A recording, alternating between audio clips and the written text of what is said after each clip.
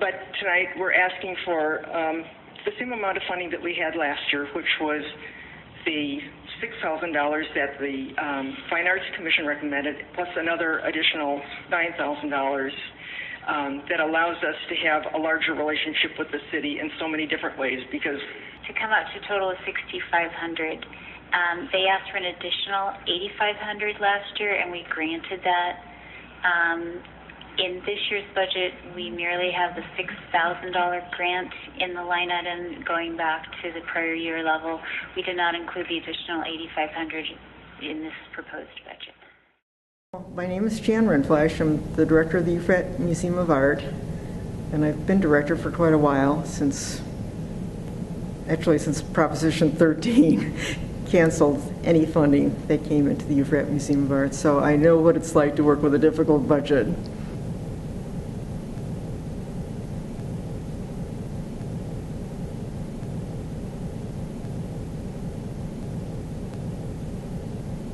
Let's get some noise because we got urgency here. I will tell them.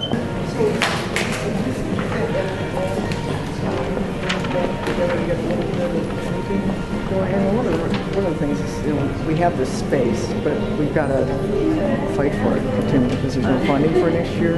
Is that something that would be? What is that? Art history 2D. It's like from 1870s to present, so it kind of does fit in the sense. So I was just like, wrote before about 3 different experiences with 3 different people. That was his experience. So it was really valid because you can almost see him out there, and having somebody say, "Well, I don't see why." What were you working at? Maybe what things are in juxtaposition to one another. Anything you maybe heard me say in class about other work? It's really difficult. We've always raised about 2/3 of the Euphrat budget. We've raised part of my salary in the past.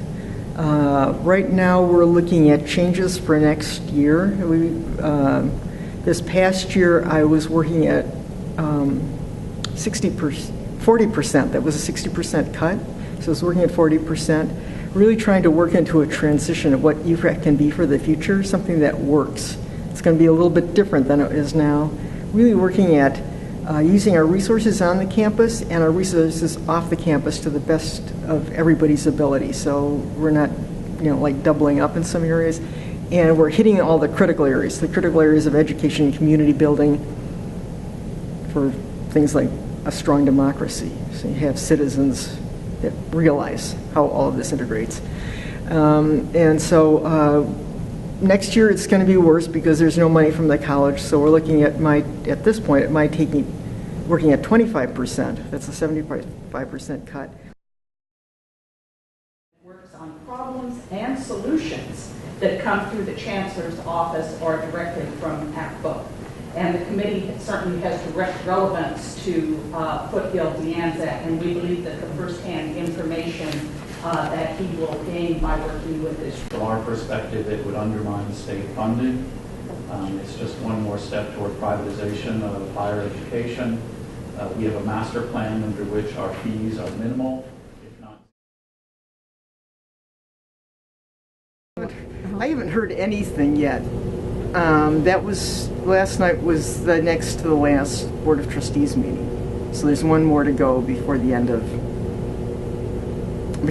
June. So at this point, I'm still officially going to be laid off at the end of June.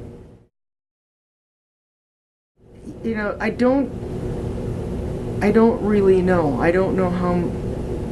I think one of my concerns or hopes was last night that it would be brought up that they would see students' enthusiasm and interest in Euphrat and caring about it. I don't really know how much they understand about all the different parts. I mean, they may understand it all, but it always helps if there's some sort of a forum where you feel like you have a chance to speak and you hear others speak and explain their experiences. So I'm hoping there's a chance